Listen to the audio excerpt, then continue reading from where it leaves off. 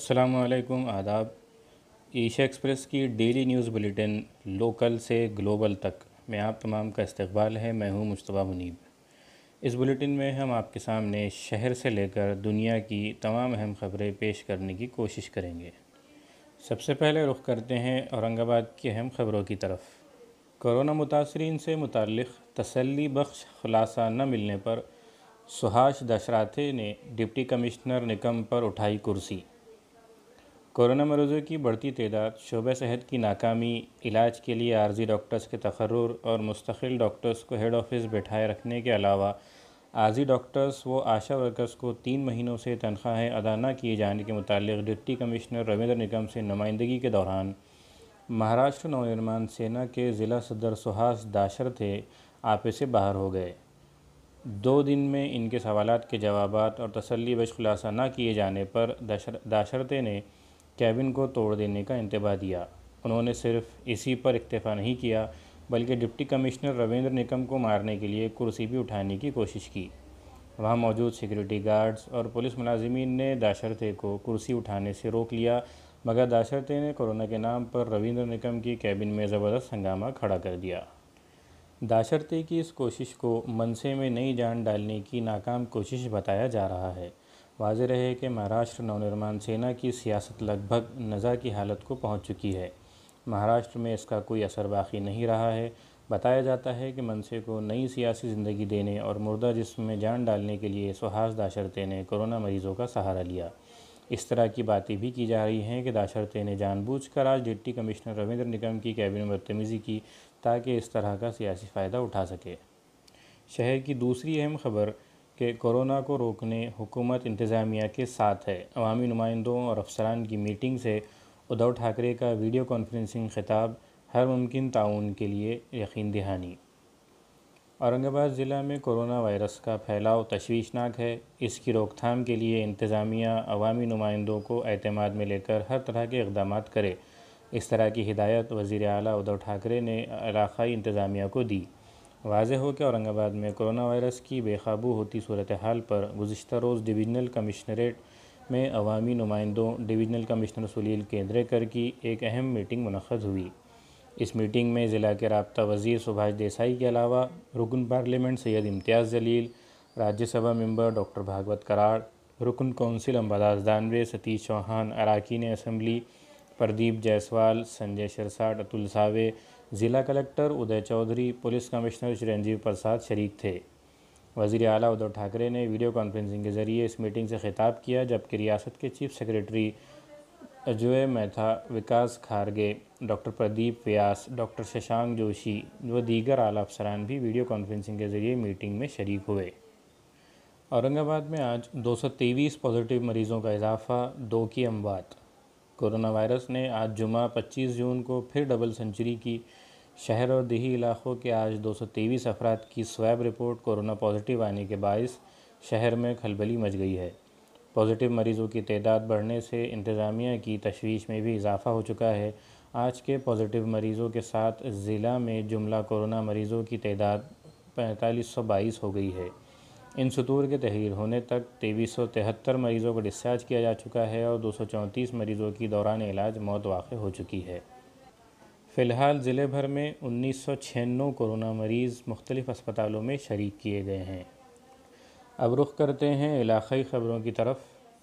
ناندیڑ میں کورونا کے 13 نئے مریضوں کا اضافہ، ہیپی کلب نے کورونا سے فوت افراد کی تدفین کی۔ ناندیڑ شہر و ضلع میں کورونا کا قہر جاری ہے۔ روزانہ کورونا کے نئے معاملات سامنے آ رہے ہیں۔ کورونا سے 12 گھنٹے میں 2 افراد کی موت واقع ہوئی ہے۔ وہیں آج 3 مریض صحت یاب ہونے پر انہیں دواخانے سے چھٹی دے دی گئی ہے۔ رات 8 بجے ضلع سول سرجن سرکاری دواخانہ ناندیڑ سے ایک رپورٹ موصول ہوئی جس میں 13 افراد کورونا سے متاثر پائے گئے ہیں۔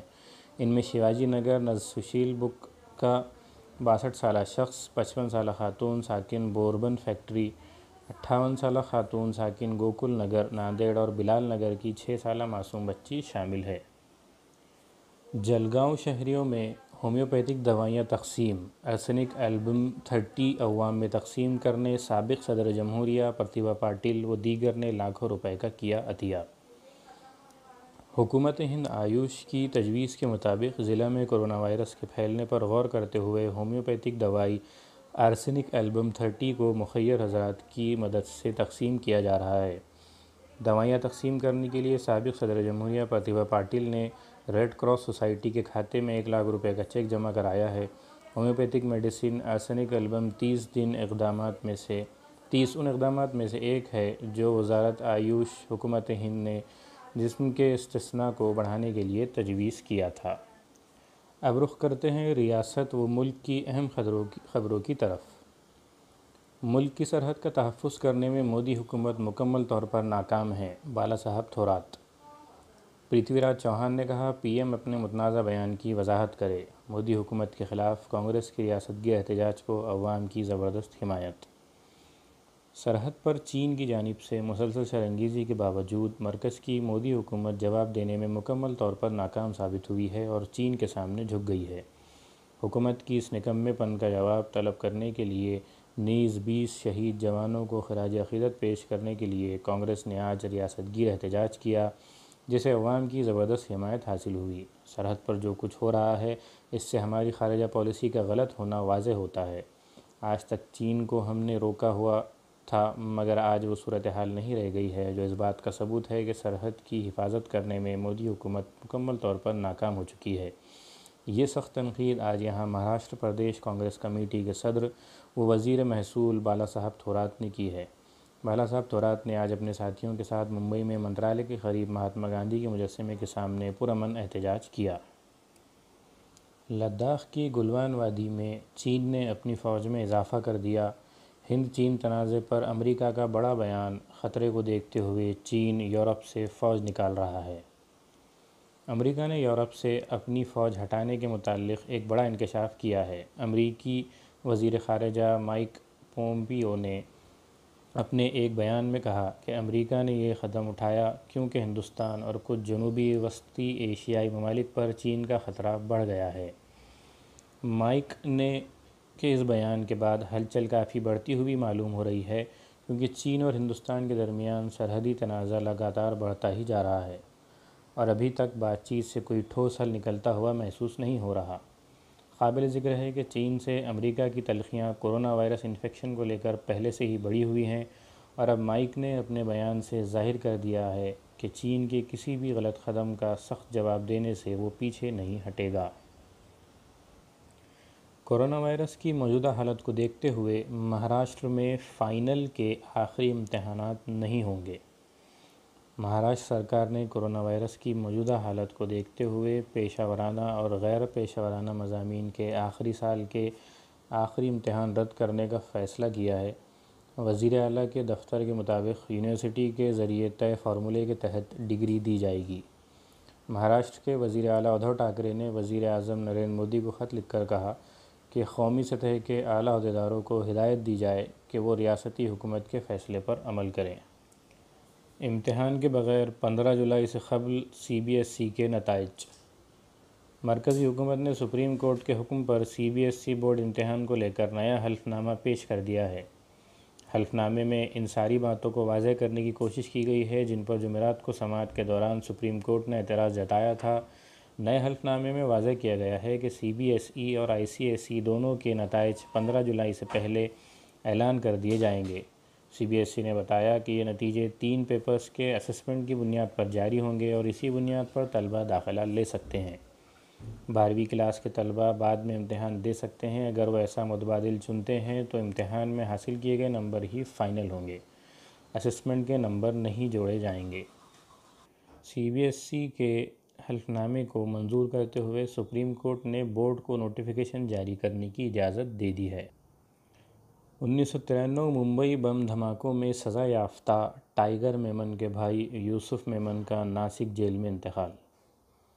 1993 سلسلہ وار بم دھماکوں کے سزا یافتہ مجرم اور مفرور ملزم ٹائیگر میمن کے چھوٹے بھائی یوسف میمن کی آج ناسک سینٹرل جیل میں حرکت قلب بند ہونے کی وجہ سے موت واقع ہو گئی۔ یوسف میمن نفسیاتی مرض میں مبتلا تھا اور سیزوفرینیا نامی بیماری اسے لاحق ہوئی تھی۔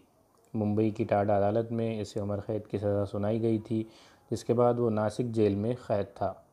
گزشتہ برس سپریم کورٹ نے اسے طبی بنیاد پر چند ماہ کی ضمانت دی تھی، جس کے خاتمے کے بعد اسے دوبارہ جیل میں حاضر ہونا پڑا تھا۔